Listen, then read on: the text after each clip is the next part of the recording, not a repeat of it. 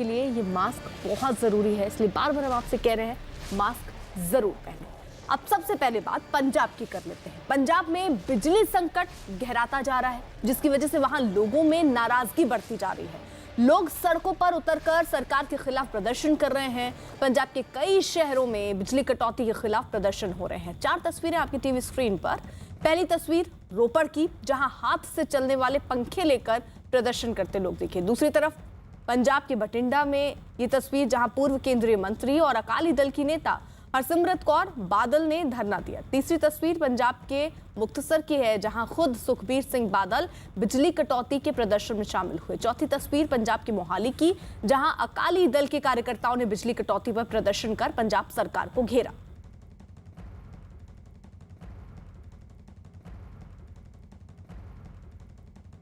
पंजाब में गहराए बिजली संकट पर शिरोमणि अकाली दल और बहुजन समाजवादी पार्टी का प्रदर्शन तेज हो गया। पंजाब के रोपड़ में बिजली संकट का प्रदर्शन कर रहे कार्यकर्ताओं ने हाथ से चलने वाले पंखे लेकर प्रदर्शन किया। अमरिंदर सरकार के खिलाफ नारेबाजी की। इस दौरान वहां मौजूद लोगों को ये हाथ वाले पंखे बांटे भी गए।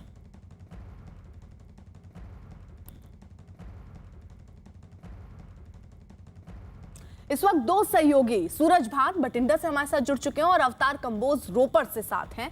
पहले अवतार का रुख कर लेते हैं, वो हमारे साथ अवतार कंबोज रोपड़ से मौजूद है हमारे साथ। अवतार, आप वहां पर हैं, क्या तस्वीरें देख पा रहे हैं? किस तरीके से अब प्रदर्शन हो रहे हैं और क्या सरकार की तरफ से भी कोई प्रतिक्रिया आई?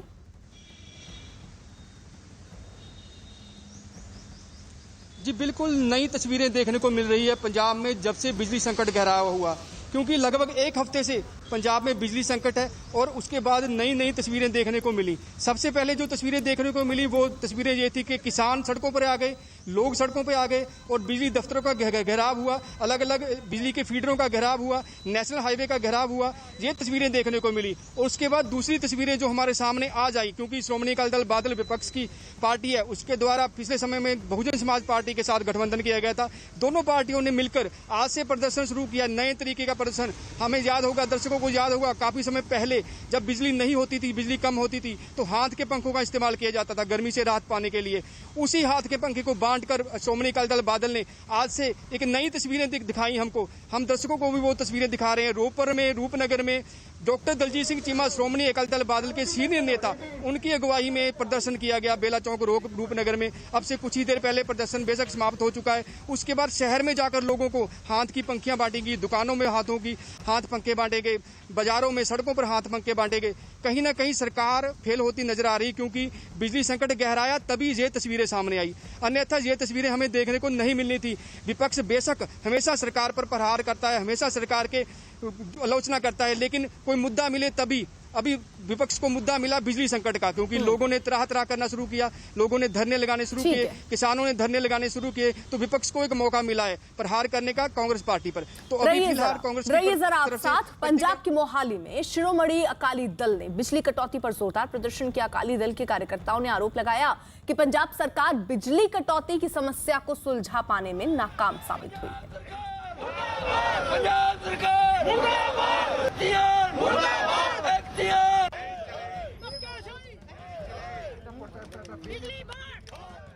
तो बिजली संकट जब गहराया तो उसको लेकर अब अलग अलग जो दल हैं वो प्रदर्शन कर रहे हैं, सड़कों पर बैठे हैं और ये कह रहे हैं कि बिजली सरकार दे नहीं पा रही, जवाबदेही सरकार की बनती है और जल्द से जल्द लोगों को बिजली मिलनी चाहिए।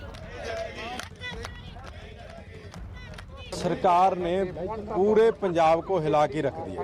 आज पूरी इंडस्ट्री बंद है, व्यापार पूरा बंद है, घरों में बिजली नहीं है और कोई भी अफसर फोन उठाने को तैयार नहीं है। आप देखो कि हमारी सरकार थी, इन्होंने 2007 में जब छोड़ी 6200 मेगावाट बिजली थी, हमने एडिशन की 13000 तक मेगावाट बिजली पहुंचाया। आज इंडस्ट्री भी बंद है, 8-8, 10-10 घंटे के कट जो डोमेस्टिक लग रहे हैं, नहाने के लिए घरों में पानी नहीं है, बच्चे पढ़ नहीं सक रहे, ऑनलाइन स्टडी है वो बंद हो गई है और बिजली के बिल आप देखो 10 रुपये तक पहुंच गए।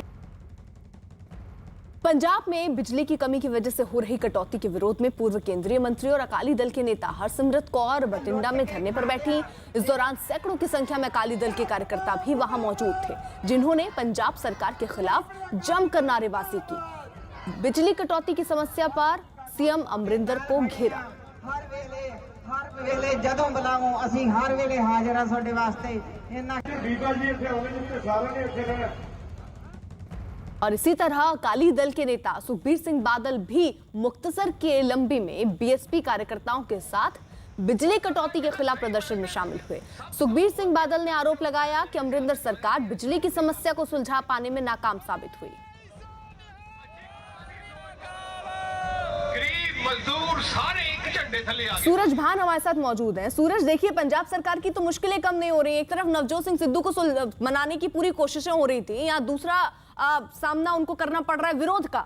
अब विपक्षी दल सड़कों पर है और मुद्दा है बिजली का। बिल्कुल, पिछले 4-5 दिनों से बिजली का मुद्दा पूरी सियासत में गर्म नजर आ रहा है, क्योंकि श्रोमणी अकाली दल कहीं ना कहीं सरकार को घेरने में लगा हुआ है। पिछले 10 साल श्रोमणी अकाली दल की सरकार रही, लेकिन वो कह रहे हैं कि हमारी तरफ जब हमारी सरकार थी तो बिजली सरप्लस थी, लेकिन इस बार बिजली है वो लोगों को नहीं मिल रही है। हालांकि सबसे ज़्यादा महंगा यूनिट है वो पंजाब में सबसे ज़्यादा महंगा यूनिट है। और किसानों की बात की जाए तो किसान भी काफ़ी परेशान नज़र आ रहे हैं, क्योंकि किसानों की मोटर है वो नहीं चल रही है, किसानों को बिजली नहीं मिल रही है, खेत में बिजली नहीं मिल रही है, घर में बिजली नहीं मिल रही है, जिसके चलते पूर्व केंद्रीय मंत्री हरसिमरत कौर बादल भी आज यहाँ पे प्रदर्शन कर रहे हैं। सुखबीर सिंह बादल लंबी में अपने इलाके में प्रदर्शन कर रहे हैं और हाथों वाले पंखे हैं वो लोगों को बांटे जा रहे हैं। कहीं ना कहीं बिजली को लेकर सियासत है पूरे पंजाब में गर्मी के ऊपर नजर आ रही है।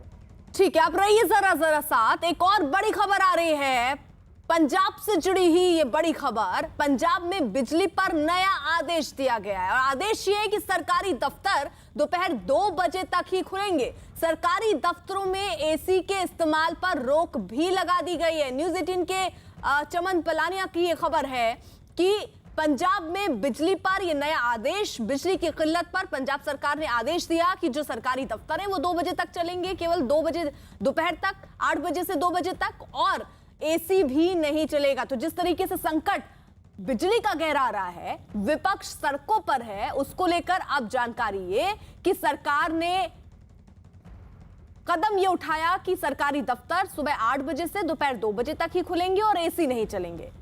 चमन हमारे साथ हमारे सहयोगी इस वक्त जुड़ चुके हैं जिनकी रिपोर्ट है। चमन, किस तरीके का आदेश ये दिया गया? जी देखिए, पंजाब सरकार ने जिस तरह से पंजाब में लगातार बिजली की परेशानी कट लग रहे हैं, उसी को लेकर एक आज आदेश जारी किया गया है, जिसमें कहा गया है कि पंजाब में जितने भी सरकारी ऑफिस या कार्यालय होंगे उन पे एसी चलाने के लिए जो है निर्देश, एसी बंद करने के निर्देश दिए गए हैं। और उन्हीं ऑफिसों में जो टाइमिंग है कर्मचारियों की वो सुबह 8 से लेकर 2 बजे तक कर दी गई है। और लगातार ही पंजाब में विरोधी भी इसके ऊपर जो है धरना प्रदर्शन अलग अलग पंजाब के जिलों में आज कर रहे हैं। चमन, तो क्या ये लोग जो हैं वो ऐसे ही बिना एसी के रहेंगे वहां पर, और क्या इससे इतने भर से बिजली का जो संकट पंजाब में गिराया सुलझ जाएगा? जी देखिए, जहां तक पंजाब सरकार का इसमें यही कहना है कि कम से कम हम ये ऑर्डर से ये साफ हो जाता है कि जो सरकारी ऑफिसों में जो अभी हमारे 50% ही कर्मचारी काम कर रहे हैं, उसी को लेके कि भाई कम से कम पंखा जो है वहां पर चलता रहे और एसी को वो ना इस्तेमाल करें। तो इसी को लेकर पंजाब सरकार ने ये ऑर्डर जारी किया कि 5 से 7 दिन बाद जो है वो बिजली का जो संकट है वो दूर हो सकता है, क्योंकि किसान जो है वो बिजाई के लिए उनको बिजली की सख्त जरूरत है और इसीलिए बिजली जो पूर्ति नहीं हो पा रही है। शुक्रिया चमन। उधर भीषण गर्मी और घंटों की बिजली कटौती से परेशान पंजाब के लोग अब प्रदर्शन पर उतारू हो गए हैं। वहीं इस मामले में अब राजनीति भी तेज हो गई है। न्यूज़ 18 के चमन पलानिया की ही खबर है कि पंजाब के खन्ना में शिरोमणि अकाली दल और बहुजन समाजवादी पार्टी कार्यकर्ताओं ने प्रदर्शन किया और पंजाब सरकार के खिलाफ नारेबाजी की। प्रदर्शन कर रहे कार्यकर्ताओं ने आरोप लगाया कि सीएम अमरिंदर की सरकार बिजली संकट सुलझा पाने पर नाकाम साबित हुई, जिसकी वजह से लोगों की परेशानियां बढ़ी।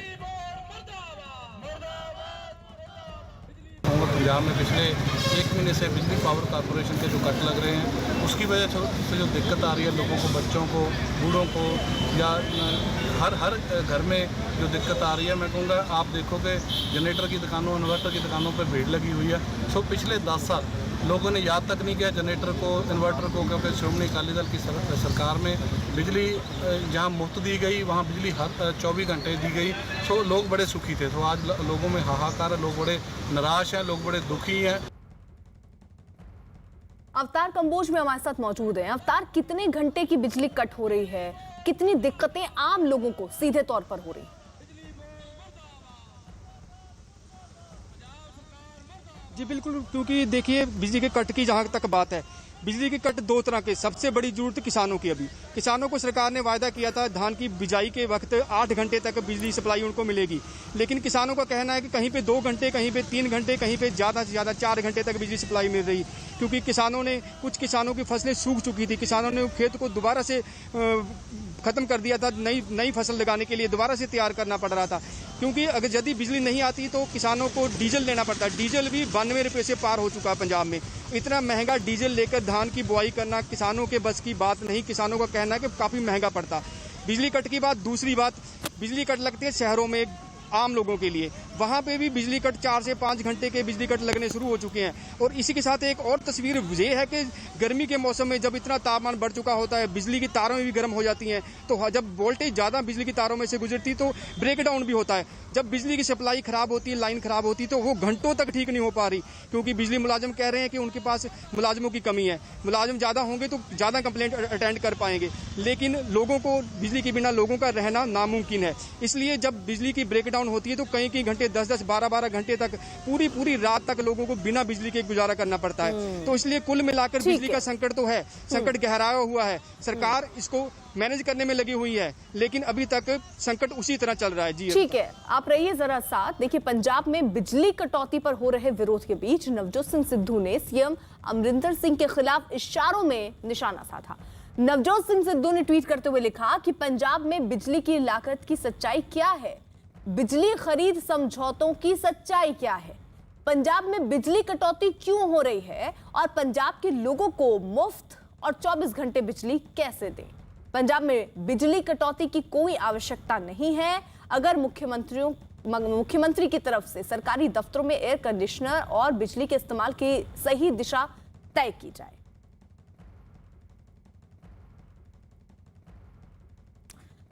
इसी बीच एक और बड़ी खबर ड्रोन पर। ये बड़ी खबर आ रही है, पाकिस्तान में भारतीय उच्चायोग में ड्रोन देखा है। 26 जून को भारतीय उच्चायोग में ये ड्रोन देखा गया।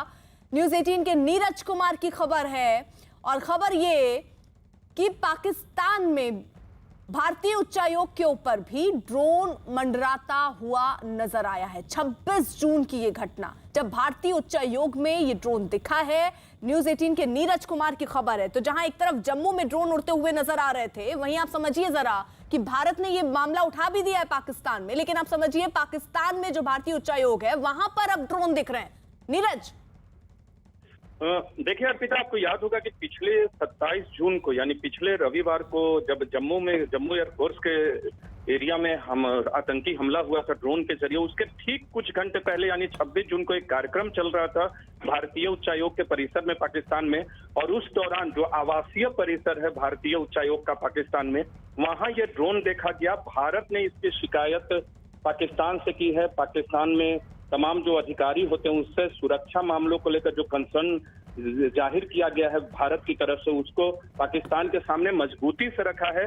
और अब से थोड़ी देर बाद यानी कुछ घंटे के बाद विदेश मंत्रालय की तरफ से प्रेस वार्ता भी होगी, उसमें भी इस बारे में जानकारी दी जाएगी। ये घटना अर्पिता, जिस तरह से जम्मू एयरफोर्स स्टेशन पे पहली बार ड्रोन से आतंकी हमला हुआ है, तो भारतीय उच्चायोग के ऊपर ड्रोन देखा जाना भी पहली घटना है पाकिस्तान के अंदर। तो अपने आप में एक सुरक्षा का बहुत बड़ा मामला बनता है। और किसी राजनयिक, क्योंकि आप जब विदेश में आपका मिशन है किसी भी देश में, और आपके मिशन के ऊपर यानी उच्चायोग के ऊपर अगर इस तरह से ड्रोन से नजरें रखी जाती हैं तो किसी भी देश के लिए ये चिंता का विषय है। और खासकर जबकि भारत और पाकिस्तान का मसला है तो आप इसकी गंभीरता को समझ सकते हैं।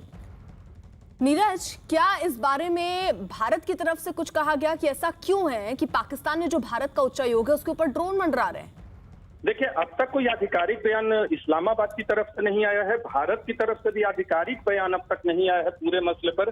विदेश मंत्रालय आज 5 बजे वार्ता करेगा, प्रेस वार्ता वर्चुअल मोड में, उसमें पूरी जानकारी देगा कि किस तरह से पाकिस्तान के समक्ष पूरे मामले को उठाया गया है। लेकिन घटना पहली बार हुई है, संज्ञान में आया भारतीय अधिकारियों के, और उसके बाद इस्लामाबाद में जो सुरक्षा से जुड़े अधिकारी हैं, तमाम जो राजनयिक अधिकारी हैं वहां, उनको ये जानकारी दी गई है।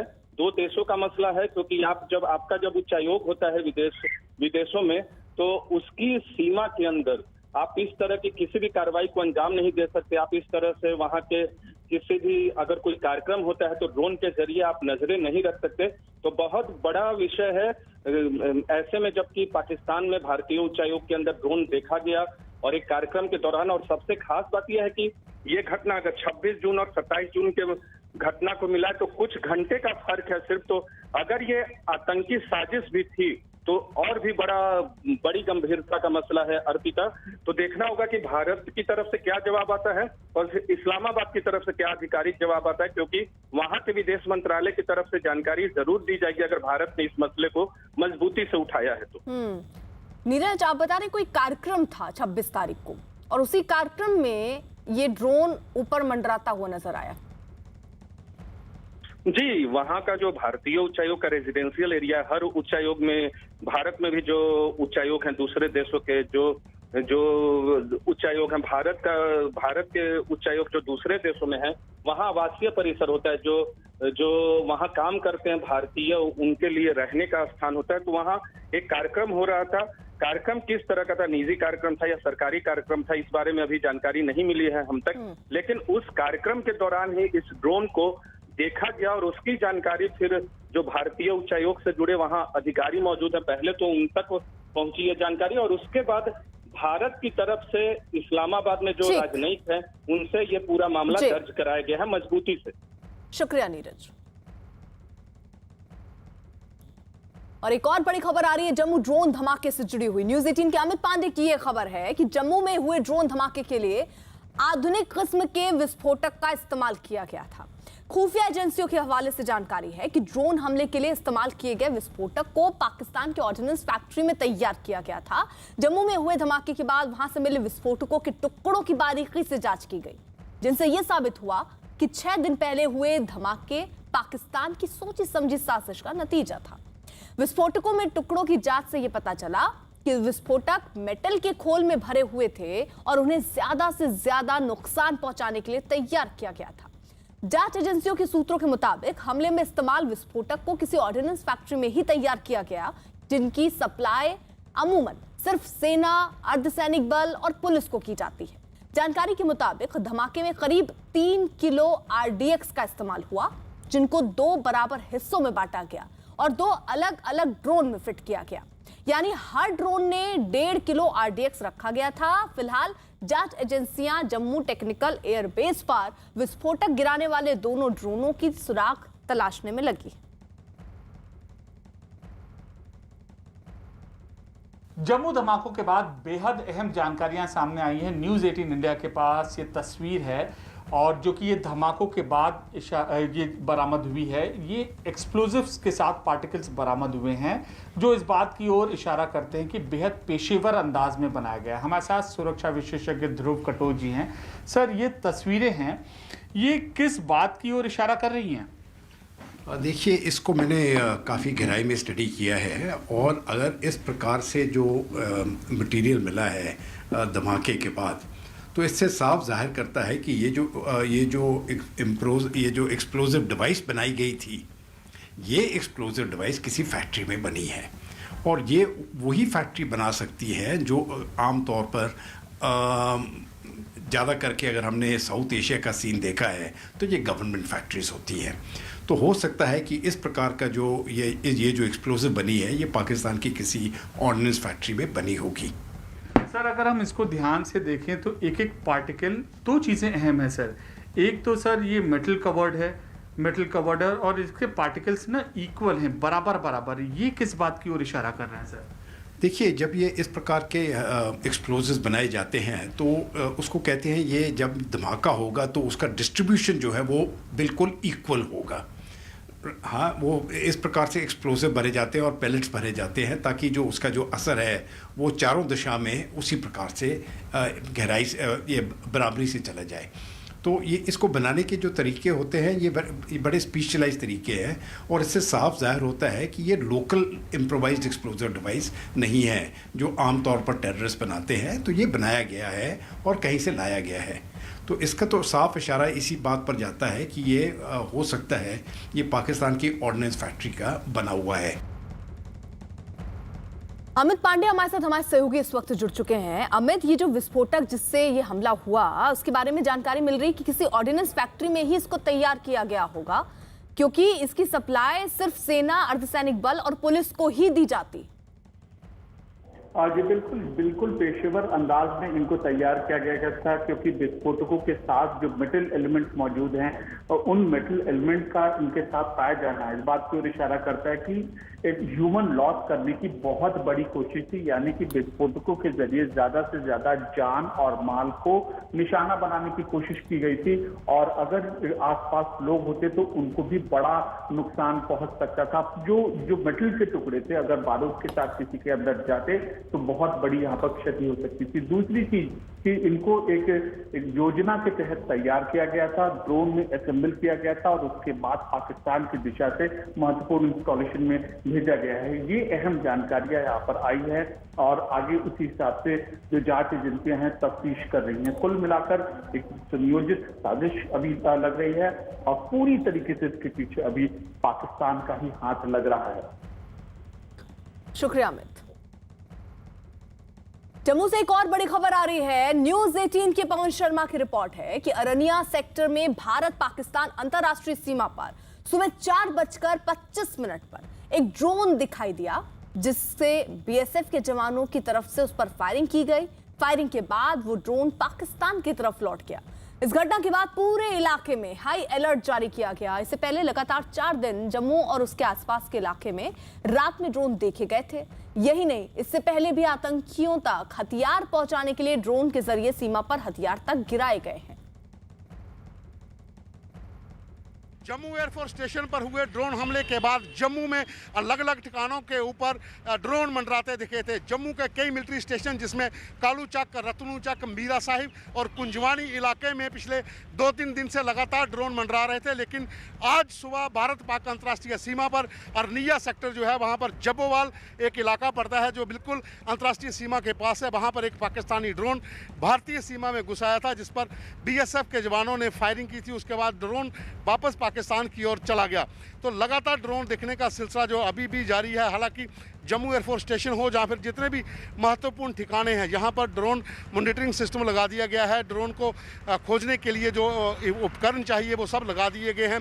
सुरक्षा कड़ी कर दी गई है एयरफोर्स स्टेशन की और जितने भी महत्वपूर्ण इंस्टॉलेशन हैं जम्मू कश्मीर में वहाँ पर भी सुरक्षा कड़ी की गई है। एक हाई अलर्ट साउंड किया गया है अंतर्राष्ट्रीय सीमा पर और एलओसी पर भी, क्योंकि एलओसी पर भी और अंतर्राष्ट्रीय सीमा पर भी पाकिस्तान की तरफ से कई बार ड्रोन भेजे गए थे, जिसके चलते अब कड़ी सुरक्षा बरती जा रही है, क्योंकि ड्रोन देखने का सिलसिला अभी जारी। हालांकि कई उपकरण जहां पर लगे हुए हैं कि इस इलाके में अगर ड्रोन आता है तो उसे मार गिराया जाएगा, लेकिन अंतर्राष्ट्रीय सीमा पर आज सुबह जो एक ड्रोन देखा गया उसके ऊपर भी बीएसएफ ने फायरिंग की थी, लेकिन वो ड्रोन वापस पाकिस्तान की ओर चला गया। कैमरामैन राजवी के साथ पवन शर्मा, न्यूज 18 इंडिया, जम्मू। 27 जून को जम्मू एयरफोर्स स्टेशन पर हुए धमाके पर जम्मू कश्मीर के डीजीपी दिलबाग सिंह ने क्या कहा, सुनिए। देखिए, अभी तक का जितना इनिशियल एविडेंस सामने आया उसके हिसाब से ड्रोन्स का इस्तेमाल किया गया है और बाकी जो पहलू हैं इसके अलग अलग वो तफ्तीश के दौरान देखे जाएंगे कि ड्रोन पार से उड़ा या फिर बॉर्डर के आसपास से या इंटरनली कहीं से उसको उड़ाया गया। फिर इंडिकेशंस हैं कि लश्कर तौबा का इसमें हाथ शामिल है, क्योंकि लश्कर तौबा लगभग दर्जन से ज़्यादा गतिविधियां इस तरह की पहले कर चुकी हैं, जिसमें वेपन ड्रॉपिंग के केसेस भी हैं, आईडी भी जहां पर ड्रॉप करने के केस हैं।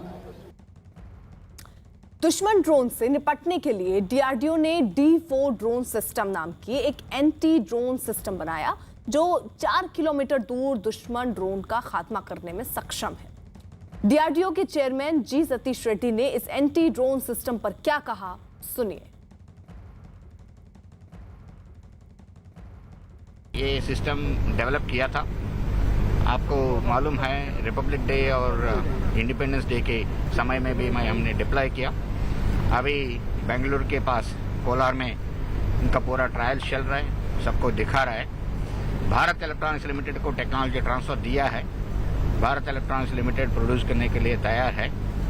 अभी और कुछ इनपुट्स आर्म्ड फोर्सेस से जैसा चाहिए उसको करने के लिए डिस्कशन चल रहा है। वो सिक्योरिटी एजेंसी आर्म्ड फोर्सेस के डिस्कशंस के बाद कैसा उसको मॉडिफाई करना है तो करेंगे।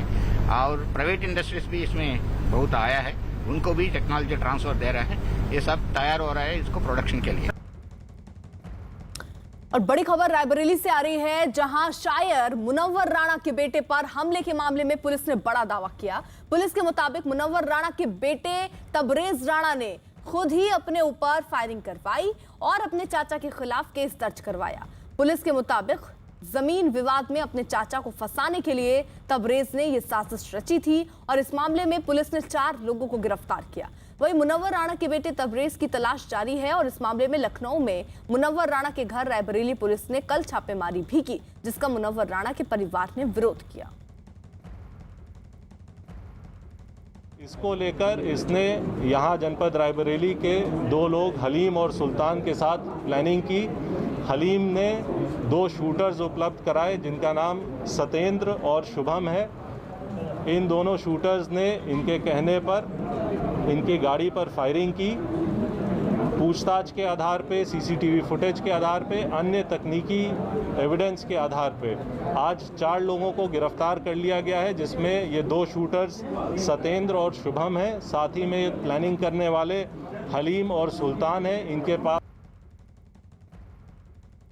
अब 2 तस्वीरें भी जरा हम आपको दिखा दें, किस तरीके से मुनव्वर राणा उनके परिवार सामने आए कि अगर कोई भी जो भी इसके लिए जिम्मेदार हो उसकी गिरफ्तारी होनी चाहिए। लेकिन पुलिस का ये दावा है कि तबरेज ने खुद करवाया और ये आरोप अपने चाचा पर डालने के लिए ये साजिश रची गई थी। ये 2 तस्वीरें हम आपको दिखा रहे हैं। 4 लोग अभी गिरफ्तार हुए हैं, इनके पास से हथियार भी बरामद हो गए हैं और अब तबरेज के लिए अलग अलग जगहों पर छापेमारी हो रही है।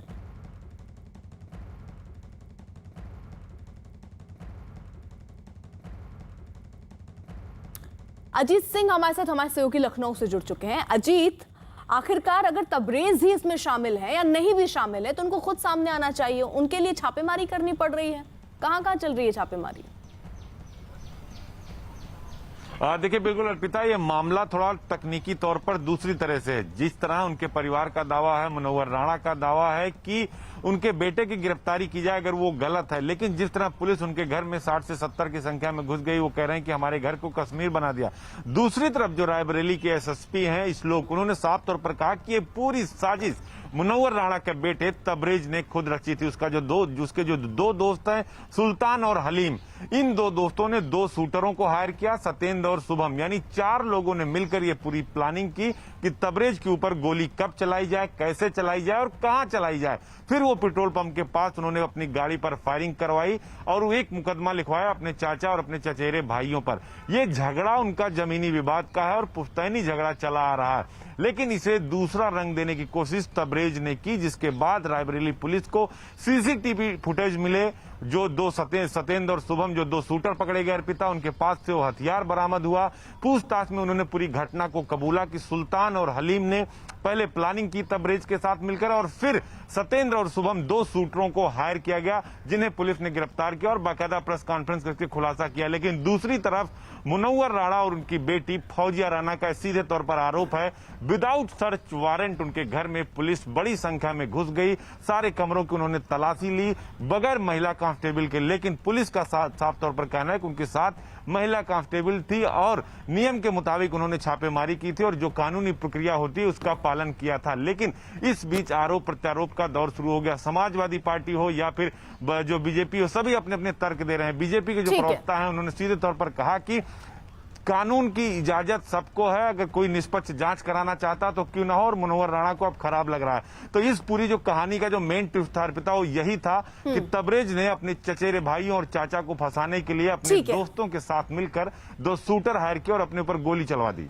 अजीत सर रहिए आप साथ। इससे पहले मामले में रायबरेली पुलिस कल रात लखनऊ में मुनव्वर राणा के घर पहुंची और उनके बेटी की तलाश में छापेमारी की।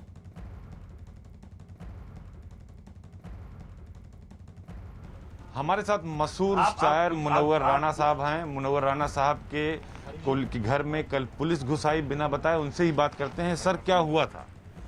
देखिए, मुझे अफसोस यही हुआ कि 3-4 दिन पहले हमारे बेटे पर गोली चली।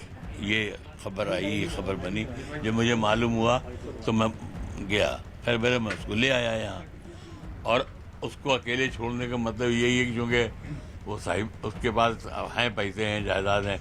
मुझे तो अभी एक चैनल जो है नॉनसेंस, उसने मेरे एक भाई को जो बम बनाते हुए, जो हमने ये कहा कि 70 पुलिस यहाँ भेजिए, 7 पुलिस वहाँ से भेज दीजिए। रायबरेली से पता लगा लीजिए कि पूरा शहर ये कहता है कि सब कमाया बनाया, नाम सम्मान पैसा उसी का है। ये साले उसी के पैसे पे रेप करते हैं, उसी के पैसे पे शराबें पीते हैं, अय्याशियां करते हैं, गुंडागर्दी करते हैं। रायबरेली पुलिस ने, एसएसपी ने अभी थोड़ी देर पहले प्रेस वार्ता की है, 5 मिनट पहले। वो कह रहे हैं कि तबरेज के ऊपर जो गोली चली वो उन्होंने खुद चलवाई। आप क्या कह रहे हैं? हो सकता है, हम ये कहाँ बोल रहे हैं कि एसएसपी झूठ बोल रहा होगा। हम एसएसपी पर तो कोई इल्जाम नहीं लगा रहे हैं। अगर मेरा बेटा गलत है तो हो सकता है, कोई बड़ी बात नहीं है। लेकिन ये है कि उस पर फायर कहीं से भी हो सकता है। आज की तारीख में अगर हमें कोई भी मार दे तो शख्स यही जाएगा कि हमारे भाई जो धमकी दे रहे हैं कि 5 करोड़ निकाल के रख लिया है, इसको खानदान को जिंदा नहीं रहने देंगे, नाम मिटा देंगे। ये आपसी झगड़ा है आप लोगों का? आपसी झगड़ा क्या हुआ? आपसी झगड़ा भाइयों में होता है, जब वो भाई हमारे हैं ही नहीं। मशहूर शायर मुनव्वर राणा के घर रायबरेली पुलिस ने देर रात छापेमारी की। आरोप है कि पुलिस बगैर पूछे घर में घुस गई। उनकी बेटी फौजिया राणा हमारे साथ है। पहले तो अपना परिचय बताइए। मैं फौजिया राणा। आप मुनव्वर राणा साहब की बेटी हो। क्या हुआ था बेसिकली रात में? पुलिस क्या कह के घर में घुसी? रात में पापा की लाइब्रेरी का ये ऑफिस का नॉक हुआ दरवाज़ा, मम्मा यहीं पर थी। जब खोला तो ये करीब 30-35 अंदर आ गए। पापा ने मेरे पूछा कि क्या इशू है, क्या है, तो उन्होंने कहा नहीं कुछ नहीं, आपसे कुछ नहीं है। क्या बात है? उन्होंने इधर घूमे उधर घूमे पूरी बिल्डिंग। उसके बाद ये मेरी हम सब की बच्ची हैं और मेरी भावाज ऊपर है, वो सब ऊपर थे। ये एकदम से 30-35 बड़े साइलेंट कदमों से पहुंच गए और डायरेक्ट बेडरूम तक। क्या कह रहे थे वो? वो बोल कुछ नहीं रहते, बस अंदर चलते चले। अब मेरी बेटी बेड पे लेटी हुई थी, मोबाइल देख रही थी, उसकी नज़र पे, तो उसने कहा आप अंदर कैसे आए, कौन है आप? तो उन्होंने कहा कि मेरे भाई के बारे में पूछा कि कहाँ है, तो हाँ पहले तो आप बाहर निकलिए, आप लेडी कांस्टेबल लाइए, आप अंदर तक चले आए हैं। उस पर उन्होंने ऊपर धक्का मुक्की की। रायबरेली पुलिस ने अभी थोड़ी देर पहले प्रेस वार्ता भी कर दी। वहाँ के जो एसएसपी हैं श्लोक, उन्होंने कहा कि ये जो गोली चलने का मामला था तबरेज पर, उन्होंने खुद ही चलवा ली अपने ऊपर। ये उनका कहना है ना। वो तो किसी को भी लाके अगर खड़ा कर देगी पुलिस। 10 मिनट पहले। अच्छा, तो वो तो किसी को भी लाके खड़ा कर देंगे। आप क्या कहेंगे? आपका क्या कहना है इस पर? देखिए, ऐसा है कि उनके पास वो तो किसी को भी लाकर कुछ भी कहीं भी खड़ा कर सकती हैं। वो मेरे पापा ही का एक शेर है कि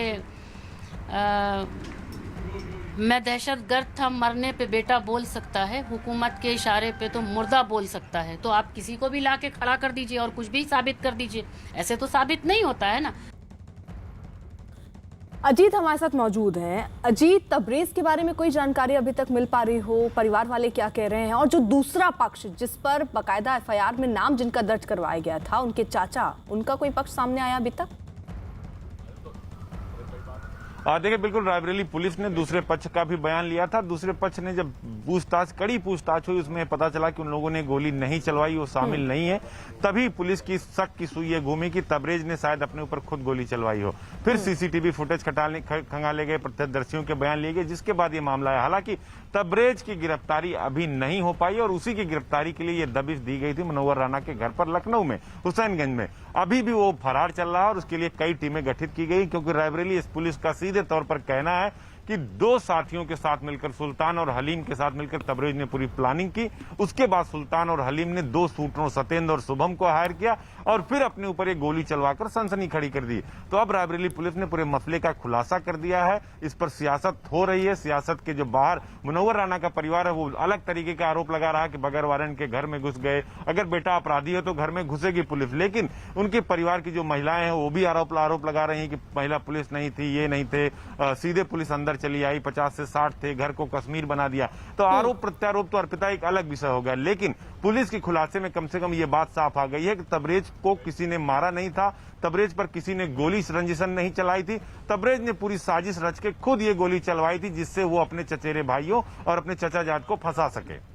रही आप जरा साथ। वहीं बीजेपी के मनीष शुक्ला ने मुनव्वर राणा के आरोपों पर क्या कहा, सुनिए। एक पारिवारिक झगड़े में मुनव्वर राणा के बेटे ने अपने ही चचेरे भाई पर रायबरेली में एफआईआर दर्ज कराई थी। रायबरेली की पुलिस ने तत्परता से एफआईआर दर्ज की और जांच की। जांच के बाद मामला फर्जी निकला और उसी मामले में मुनव्वर राणा के बेटे से पूछताछ के लिए रायबरेली की पुलिस आई हुई थी। तो इतना नागवार क्यों गुजर रहा है आपको? क्या जो देश का कानून और संविधान आपको एफआईआर कराने का अधिकार देता है, तो आपके भतीजों को भी निष्पक्ष जांच का अधिकार नहीं देता है? इतना दोहरापन क्यों मुनव्वर राणा जी? अजीत, और अब यही बात हो रही है कि सबको अधिकार है, अगर आप गलत एफआईआर दर्ज करवाते हैं तो आप पर भी कार्रवाई होगी। ये जो गोली चली थी तबरेज पर, ये घटना कब की थी? कितने दिन में पुलिस दावा कर रही है कि इस पूरे मामले को सुलझा लिया गया? देखिए, ये घटना बहुत पुरानी नहीं है, 10 से 15 दिन पहले की घटना थी, जिसमें अचानक खबर आई कि मशहूर शायर मुनव्वर राणा के बेटे तबरेज पर जानलेवा हमला हुआ रायबरेली में। पुलिस ने फौरन मामले की गंभीरता को देखते हुए मुकदमा पंजीत कर जांच शुरू कर दी, क्योंकि मामला हाई प्रोफाइल था। लिहाजा पुलिस के लिए भी इस बात की चुनौती थी, क्योंकि सवाल खड़े होंगे, मुनव्वर राणा के बेटे से जुड़ा मामला है। पुलिस को जांच में जब ये पता चला कि ये घटना ही कुछ और है, गोली चली नहीं बल्कि चलवाई गई है, और इसलिए चलवाई गई है कि अपने विरोधियों को इसमें फंसाया जा सके, अटेम्प्ट टू मर्डर यानी 307 के जरिए 307 की धारा लगवाई जा सके और अपने विरोधियों को जेल भिजवाया जा सके। पुलिस ने इस पूरे मसले का जब जांच पड़ताल की तो उसे पता चला कि इस पूरे मसले में 2 शूटर हायर किए गए, 2 दोस्त हैं, यानी 5 लोगों ने मिलकर इस पूरे प्लानिंग को अंजाम दिया, जिसमें तबरेज भी शामिल था। तो अब पुलिस ने खुलासा कर दिया, 2 हफ्ते के अंदर, 2 हफ्ते से कम समय में ही खुलासा कर दिया।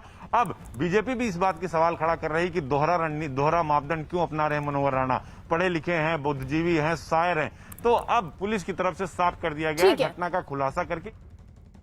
रोकड़ी में आपको बड़ी खबर आ रही है इस वक्त गुजरात के पंचमहाल से। पंचमहाल पुलिस ने बीजेपी विधायक केसरी सिंह सोलंकी को जुआ खेलने और शराब पार्टी करने के आरोप में गिरफ्तार किया। पंचमहाल पुलिस ने गुरुवार देर शाम एक रिजॉर्ट में यह छापा मारा और विधायक समेत 26 लोगों को गिरफ्तार करने का दावा किया। इनमें 7 महिलाएं भी शामिल हैं। केसरी सिंह सोलंकी खेड़ा जिले की मातर विधानसभा सीट से विधायक है।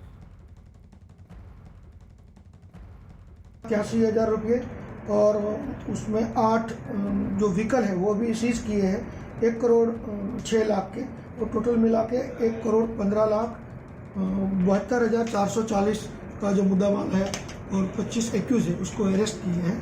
और आगे का जो इन्वेस्टिगेशन है वो पावागढ़ पुलिस कर रही है। सभी का मेडिकल भी करवाया है और आगे की जो इन्वेस्टिगेशन पावागढ़ पुलिस का। कई ख्याल जो मंदिर दर्शन करवा है तो बाहर तो एम आई जाऊँ आप साहब दारू जुगाड़नी महफिल ना खोटी रत कई पीतो ज नहीं कोई दिवस बचपन तो आपनी पर जे आक्षेप लाग्या છે એને લઈ શું ખોટા છે પણ वो तो रिसोर्ट में आयो तो। हालांकि विधायक केसरी सिंह सोलंकी ने आरोपों से इनकार किया। उन्होंने क्या कहा वो भी आपको सुनवा दिया हमने कि किस तरीके से वो कह रहे हैं कि ऐसा कुछ भी नहीं हुआ है। जनक हमारे साथ जुड़ चुके हैं, जनक से पूरा मामला समझ लेते हैं। जनक। अर्पिता, देखिए ये पंचमहाल में हालोल के पास ये जमीरा का रिसोर्ट है और वहाँ पर पुलिस को जो लोकल क्राइम ब्रांच है उसको जानकारी मिली थी कि कुछ लोग वहाँ पर जुआ खेल रहे हैं और बड़े पैमाने पर पार्टी है। ऐसे में जब पुलिस ने जहाँ छापेमारी की तो 26 लोग वहाँ पर मौजूद थे, उसमें लड़कियां भी थी। कैसीनो में जिस तरीके से जुआ खेला जाता है बकायदा उसी तरीके से कॉइन से वहाँ जुआ खिलाया जा रहा था। बट पुलिस को ताज्जुब तब लगा जब वहाँ पर विधायक महोदय को देखा गया। केसरी सिंह सोलंकी जो खेड़ा के मातर इलाका है वहाँ के विधायक है और वहाँ पर वो मौजूद थे। पुलिस ने उनसे भी पूछताछ की तो उन्होंने हालांकि उसने अपना बचाव किया, हालांकि वहाँ मौके पर वो नजर आए और पुलिस का भी दावा है कि वो भी वहाँ जुआ खेल रहे थे और शराब की पार्टी को एंजॉय कर रहे थे। तो पुलिस ने 26 लोग, विधायक समेत 26 लोगों पर जुआ खेलना और शराब की पार्टी में शामिल होने का प्रोहिबिशन एक्ट के तहत यहाँ पर कार्रवाई शुरू की। और जबकि विधायक अपने हिसाब से बचाव करते नजर आ रहे हैं कि मैं वहाँ पर मंदिर गया था, मैं तो वहाँ रिसोर्ट के बाहर खड़ा था और पुलिस ने आके मुझे पकड़ा। हालांकि पुलिस का दावा है कि वो जुआ वहाँ खेल रहे थे और इसी तरीके उनकी गिरफ्तारी इस मामले में की गई है। शुक्रिया जनक। न्यूज़ 18 इंडिया की वेबसाइट ने आजतक.com को पछाड़ा।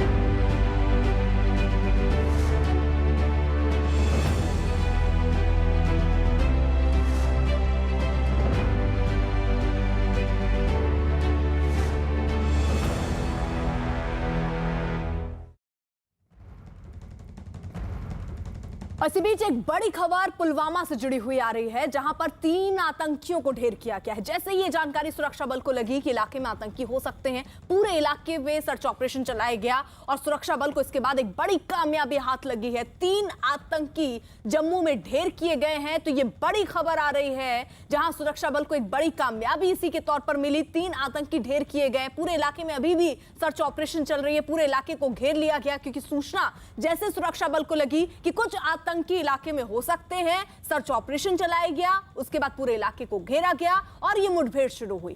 3 आतंकी पुलवामा में ढेर किए गए हैं। फिलहाल ये जानकारी कुछ और आतंकी भी इलाके में हो सकते हैं, इसीलिए अभी सर्च ऑपरेशन भी चल रहा है और जल्द से ही जल्द उन आतंकियों को ढेर करने की कोशिश भी सुरक्षा बल की तरफ से होगी। तो सुरक्षा बल को एक बड़ी कामयाबी हाथ लगी है। 3 आतंकी ढेर हुए हैं। रिफत, मिलिटेंट मारे गए हैं इस एनकाउंटर में। जैसे मैंने पहले कहा था कि 4 से 5 मिलिटेंट वहां पे हो सकते हैं। अभी भी ऑपरेशन जो है वो जारी है। आपको मालूम है कि कल रात के दौरान ही एक ऑर्डिनेंस सर्च ऑपरेशन शुरू किया गया था, उसके बाद फायरिंग का सिलसिला शुरू हुआ और अभी जो खबर आ रही है 3 मिलिटेंटों के मारे जाने की खबर आ रही है। हालांकि अनकन्फर्म्ड रिपोर्ट्स आ रही है कि 4 मिलिटेंट अभी तक मारे गए हैं, लेकिन एक आर्मी जवान जो है वो गंभीर रूप से घायल हुआ था और वो जख्मों की ताब न लगाकर दम तोड़ बैठा है बादामी बाग हॉस्पिटल जो है आर्मी का। और अभी ऑपरेशन जारी है, आर्मी, सीआरपीएफ और पुलिस का ये ज्वाइंट ऑपरेशन है। यानी रिफत अभी भी ऑपरेशन चल रहा है। कितने आतंकी इलाके में भी और हो सकते हैं? और आप कह रहे हैं कि अभी आधिकारिक रूप से पुष्टि नहीं है, लेकिन 4 आतंकियों के ढेर होने की खबर है। जी बिल्कुल, मतलब 3 जो है उसका ऑलमोस्ट कंफर्म है और जो अभी अनकन्फर्म्ड रिपोर्ट्स जो आ रही हैं, क्योंकि पुलिस ने भी एक ट्वीट किया और बताया कि 3 मिलिटेंट मारे गए हैं और तीनों का ताल्लुक जो है लश्कर तैयबा के साथ है, लेकिन अभी जो है ऑपरेशन जारी। तो फिलहाल बता दें, जो जानकारी मिल रही है, मुठभेड़ में एक जवान भी हमारे शहीद हुए हैं। ये भी जानकारी सुरक्षा बल को बड़ी कामयाबी लेकिन हाथ लगी है। 3 आतंकी अभी ढेर हुए हैं इलाके में। 5 से 6 आतंकी बताए जा रहे हैं हो सकते हैं और इसीलिए अभी पूरे इलाके को घेरा गया और ये ऑपरेशन अभी भी चल रहा है।